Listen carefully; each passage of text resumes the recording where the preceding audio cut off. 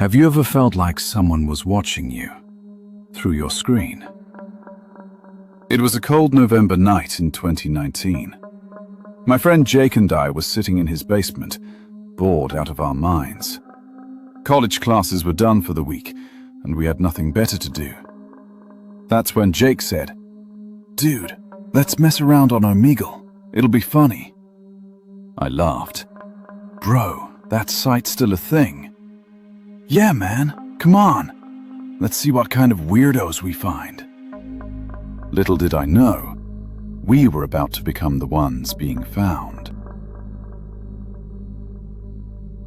We opened up Jake's laptop and went to Omegle. If you don't know, Omegle is this website where you video chat with complete strangers from anywhere in the world. You press next and boom, random person pops up.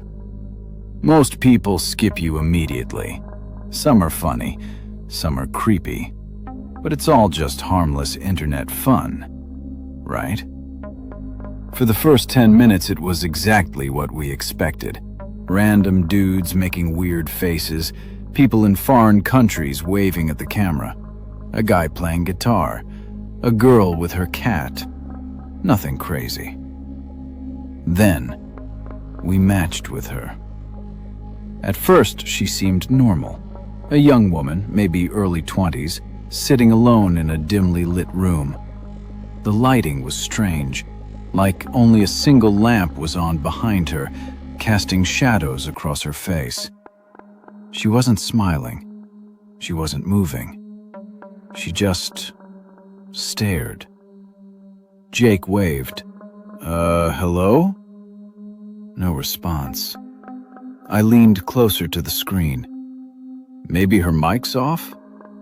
But then, she spoke. "Oh, can I talk to Nick?" My blood went cold. Jake looked at me, confused. "Wait, what?" I stared at the screen, my heart starting to race. How does she know my name? We hadn't said our names. We hadn't typed anything. We'd literally just connected to this random stranger 2 seconds ago. There was no way she could have known. "Yo, how do you know his name?" Jake asked, his voice shaky now. The girl didn't answer. She just kept staring. Her face was completely blank, but her eyes, they were locked onto us. Not blinking, not moving, just watching.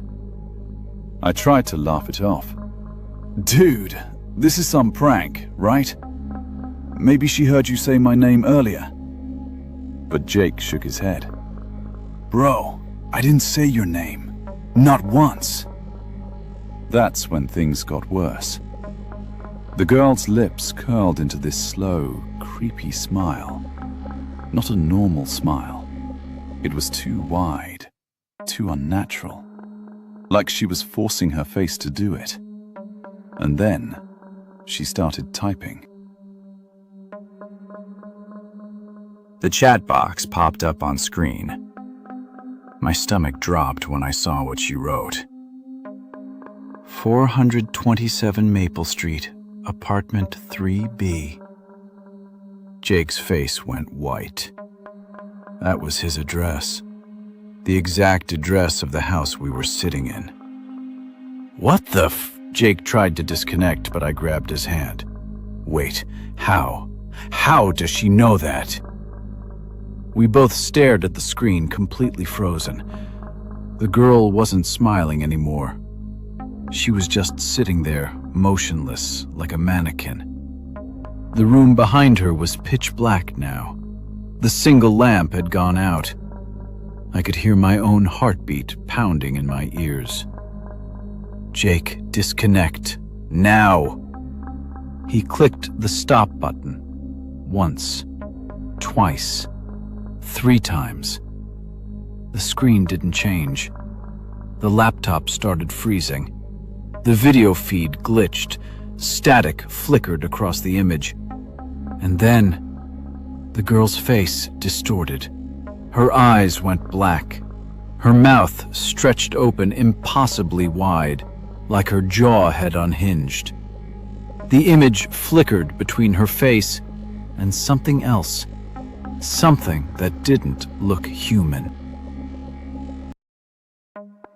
It looked like a demon. Jake was panicking now. "Bro, what is happening?" I tried closing the browser. Alt F4. Control Alt Delete. Nothing worked. The laptop was completely locked. And then, the video feed changed again. This time, it wasn't the girl. It was a man. He was sitting at a desk, wearing a police officer's uniform. His face was pale, emotionless. He wasn't speaking. He wasn't moving. He was just staring directly at us through the camera. Behind him, the room was dark. I could barely make out a wall with something hanging on it. Papers, photos. I couldn't tell. Jake's voice was barely a whisper now. "Nick, who the is that?" I didn't know. I couldn't explain it. None of this made sense. The man tilted his head slowly to the side, like he was studying us. His eyes didn't blink. His expression didn't change. And then, in the chat box, one final message appeared. "See you soon, Nick." That was it. Jake slammed the laptop shut so hard I thought he broke it. We both jumped back from the desk like the thing was going to explode. For a solid 10 minutes, we just sat there in silence, breathing heavy, staring at the closed laptop like it was a bomb. Finally, Jake whispered, "Dude, what the hell just happened?" I didn't have an answer. We didn't open the laptop again that night. We didn't go back online. Hell, I haven't been on Omegle since. I deleted my account. I stopped using video chat apps altogether. But here's the thing that still haunts me. How did they know my name? We didn't have social media open. We didn't say our names. We were using Jake's laptop, not mine. There's no logical explanation. And Jake's address? That's public record, sure, but why? Why would some random stranger on Omegle look it up in real time and send it to us? And who was that man in the police uniform? I've tried to find explanations. Some people say it's hackers. Some say it's AI-generated deepfakes. Some say it's something darker. People who get off on scaring strangers online. But none of that explains what I saw that night. So if you're reading this, be careful what sites you visit. Be careful who you talk to online. Because sometimes, they're not just watching you.